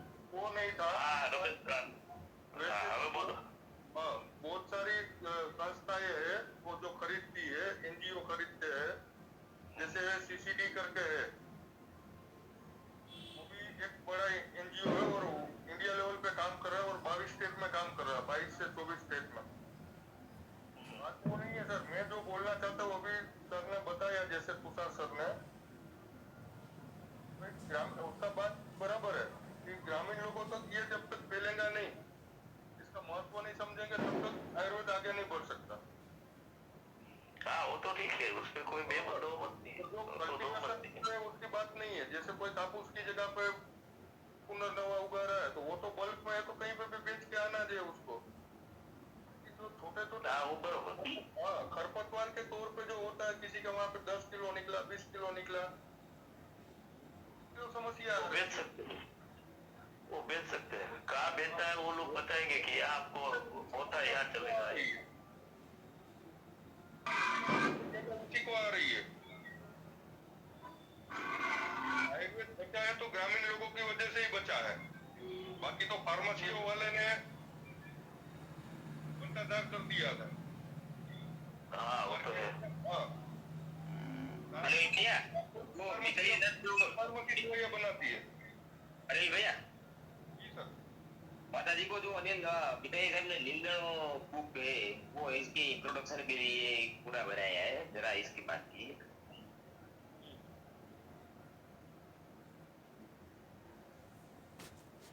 इस चीज की भाई તમે જ બોલો ને ભાઈ, તમે જ કે માતાજીને બોલો ને। अरे मिताली साहब ने बुक बनाई थी, जो खरपतवार को हम गुजराती में नींदड़ बोलते हैं, उसके कलर फोटोग्राफ और इसके प्रारंभिक परिचय और इसका उपयोग कौन कौन से रोग में है, छोटी सी पुस्तिका चाहिए, वो सब लोगों को इसमें इंट्रोडक्शन हो सके ऐसी। तो ₹50 की टोकन की कीमत रखी है और पब्लिश की है। बहुत बढ़िया। उसे जानकारी तो होगी कौन सी दवाई क्या काम में आती है।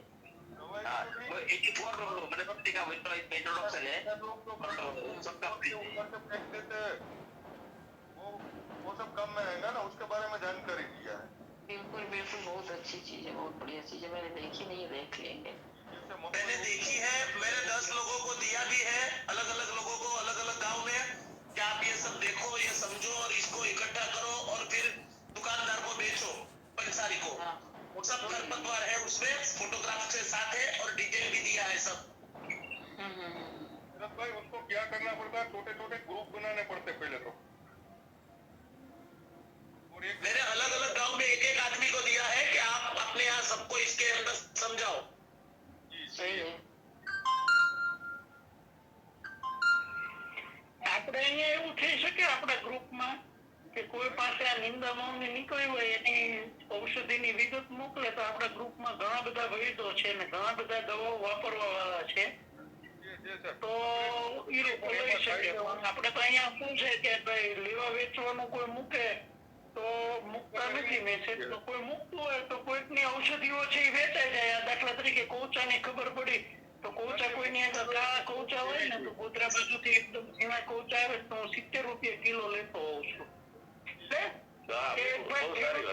પ્રોત્સાહન રહે અને પડતર રહે. એટલે આપણે જો એવો નિર્ણય કરીએ કે ભાઈ આપણા ગ્રુપમાં ઘણા બધા વૈદો છે કે એ ઔષધિઓ વાપરતા જ હોય ને ઘણી બધી જગ્યાએ ખેડૂતોને થતી હોય.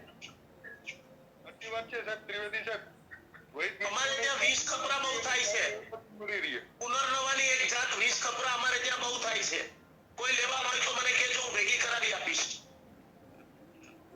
20 ખપરા એટલે સાટોડો તો નહીં ને સાહેબ? સાટોડો નથી વાપરતા પણ કે શ્વેત પુનર્નવા ને રક્ત પુનર્નવા થાય એટલે એના ફોટોગ્રાફ્સ મૂકે ને એ વપરાતી હોય તો 20 ખપરા ઈ સાટોડો જ 20 ખપરા.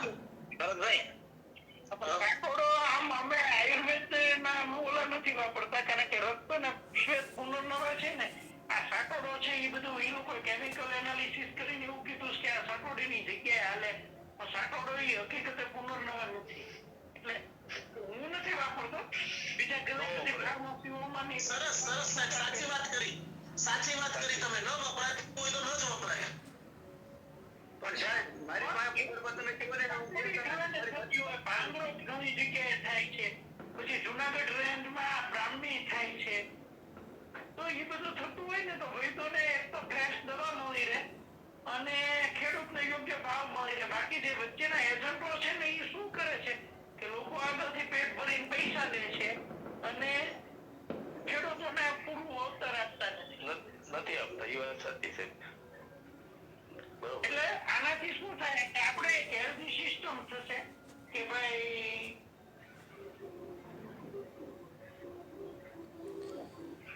કોઈકે લખ્યું કે સરગવાના બી તો સુદર્શન ચૂર્ણ બનાવતી હોય ને કોઈ ફાર્મસી તો એમાં વપરાય છે સરગવાના બી. જોરગના છે 400 કિલો છે તો એટલા બધા તમારે ન જોઈએ. 2-5 કિલો અમારા સુદર્શનમાં વપરાતા કારણ કે સુદર્શનના એટલા દ્રવ્યો છે. એટલે આવું કોઈ મૂકે ને તો શું છે કે બધા થોડું એમની પાસેથી લે તો એમનું પૂરું થઈ જાય અને વૈદોની સારી દવા મળે. કારણ કે માતાજીએ કીધું એમ અહીંયા હોય છે તો એ બધા વાણિયા આગળ હોય ને તો એ વર્ષ 2 વર્ષ પછી ઉપયોગમાં આવતી હોય એટલો બધો સ્ટોક પડ્યો હોય એ લોકો પાસે. ઓલું તો તાજી કલેક્ટ થયેલી દવા મળે વર્ષ દિવસની અંદર તો ઇનવેડિયો થયેલી ન હોય તો એ ઔષધિઓ બહુ સારા પરિણામ આપી શકે. એટલે આપણે જો મિત્રીએ છૂટ આપે ને તો આ વસ્તુ એક કરવાની જરૂર છે ગ્રુપમાં કે જેની પાસે ઔષધિ પડી હોય એ મૂકે તો બધા વૈદોને ખ્યાલ આવે તો એ લઈ શકે. हिंदी में બોલો.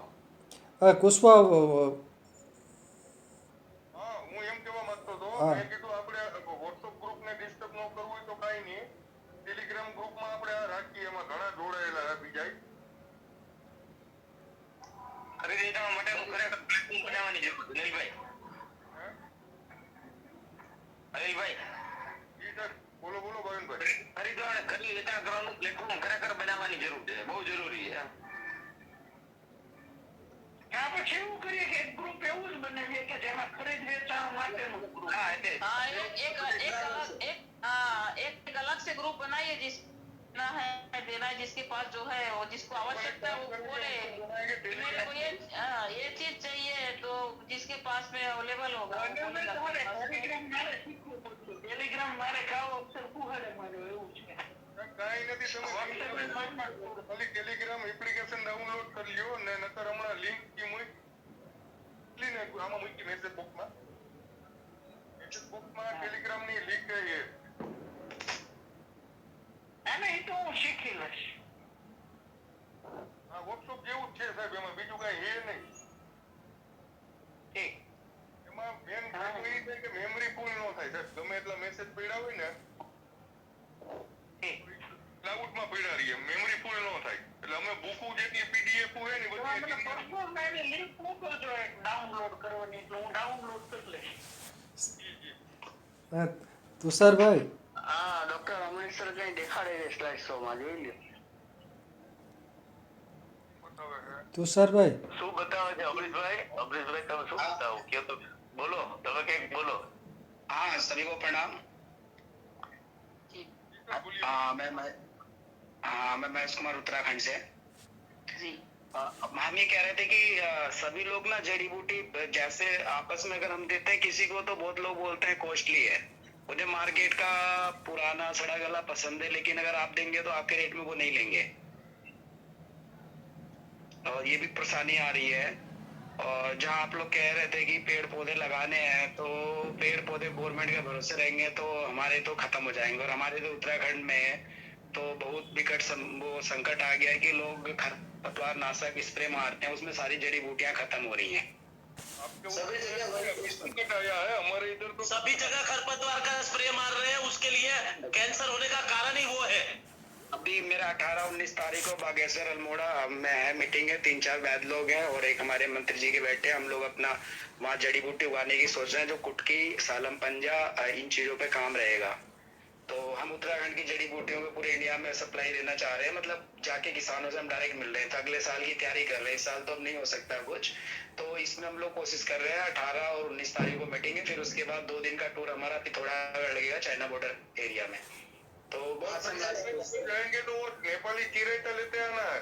भैया वो नेपाल से आएगा चिरेता, नेपाली चिरेता की बातचीत चल रही है, हम यहाँ पे खेती करवाएंगे. लेकिन कंपनियां जो है ना ये सब बड़ी बड़ी दोहन करवा दे रही हैं सारी चीजों की. और बीच में इसमें इतने दलाल घुसे रहते हैं कि 8,000 रुपए सालम पंजा चलता है और हमारे पास तक 18,000 रुपए में पहुंचता है. तो बात है ना, जैसे कुटकी का हम अगर उसे 8,000 में कुटकी का रेट क्या चल रहा है? कुटकी का रेट हमें 1,500 रुपए बताया, जब हमने ऑर्डर करा तो 1,900 कर दिया बंदे ने, बताओ. और पूरे इंडिया में छाया हुआ है फेसबुक में सब कुछ की बीजीएम बहुत हेल्प कर रहे हैं किसानों की. कोई हेल्प नहीं करता किसानों की, सब अपनी जेब गरम करते हैं, कोई भी संस्था हो. भाई आप उत्तराखंड के हैं तो आपको एक प्रश्न उठाना है कि उत्तराखंड में जो पहाड़ों के को पूरा जला दिया जाता है उसके विषय में प्रश्न उठाओ आप. उसमें सारी अपने बहुत अच्छी अच्छी जड़ी बूटियां पेड़ पौधे सब खत्म हो रहे हैं. उत्तराखंड में तो अमृत है. तो ये लोग तो फॉरेस्ट वाले ही जलाते हैं ना. फॉरेस्ट वाले नहीं जलाते, गांव वाले आग लगाते हैं. फॉरेस्ट वाले नहीं जलाते. ऐसा कुछ नहीं है, इसमें बहुत बड़ी साजिश होती है. ये हम लोगों को एक पत्ता भी नहीं उत्तराखंड के जंगलों में अलाउ नहीं है घूमना, और जबकि एमपी वगैरह में जा सकते हैं. और यहाँ पे ना तो हम जंगलों में जा सकते हैं ना ही पहाड़ों से कोई जड़ी बूटी ला सकते हैं. लेकिन ये लोग क्या करते हैं, लाके बेच डालते हैं और नाम देते गांव वालों ने जला दिया. हाँ ये होता क्या, मार्च में ये फरवरी के एंड में रोड के किनारे जंगल साफ करा जाता है आग लगा के, तो वो आग धीरे धीरे कहीं पेड़ सुलग के आगे पहुंच जाती है मई जून तक. नहीं, वहाँ आग लगाने के लिए बिल्कुल परमिशन नहीं होना चाहिए. कोई वहाँ से वनस्पति सड़कों के किनारे 10-20 मीटर तक की सफाई होती है और ये आग लगाई जाती है फरवरी में कि उससे. और जंगल में भी फॉरेस्ट वाले आग लगाते हैं कि इससे घास उगेगी, नहीं तो जानवर आएंगे चरने के लिए, नई घास उगेगी. और दूसरी इन्होंने 1 लाख पौधे लगाए, गवर्नमेंट को दिखा दिया कि हमने 1 लाख पौधे लगाए, और लगाते वास्तव में 10,000 है. आग लगा के दिखा देते हैं कि ये सब आग में जल गए. बहुत तकलीफ की बात है, बहुत खराब बात है. ये सारे फॉरेस्ट का खेल है. ये ऐसा नहीं मानता. कुछ लोग हैं हमारे, मदन सिंह बिष्ट जी हैं, पूरे इंडिया में और वर्ल्ड में चाहे वो, उन्होंने इतना अच्छा काम करा पूरे उत्तराखंड में. वो रेंजर पोस्ट पे हैं, उनके सीनियर रेंजर साहब है, उनसे भी मेरी बातचीत होती है, इन लोगों से बातचीत होती है। और ये लोग पेड़ पौधे कर रहे हैं, लेकिन हमारी सरकार ने, उत्तराखंड सरकार ने 40 रुपए प्रति पौधा कर दिया फॉरेस्ट वाले पौधों की भी कीमत। तो उसमें तापमान भी बढ़ रहा है ना, जो पहाड़ों में आग लगती है तो वहां जाकर के तापमान भी बढ़ हाँ, वो जाता पूछता है। नहीं ना। पिछले साल इधर नेपाल बॉर्डर में आग लगी थी, समझिए कि 3 पूर्णागिरी मंदिर तक आग आ गई थी। उस समय मैं वहीं पे था, तो लोगों ने बड़ी मुश्किल से जान बची। और वो आग ये लोग कुछ करते हैं, गंजेड़ी लोग भी करते हैं, नशेड़ी लोग भी लगा देते हैं आग, लेकिन अधिकतर ये आग क्या कारण है इसका पता नहीं चल पाता, क्योंकि जंगल में आग लगा के आदमी सटक लेगा, क्या पता चल रहा है इतने बड़े इलाके में।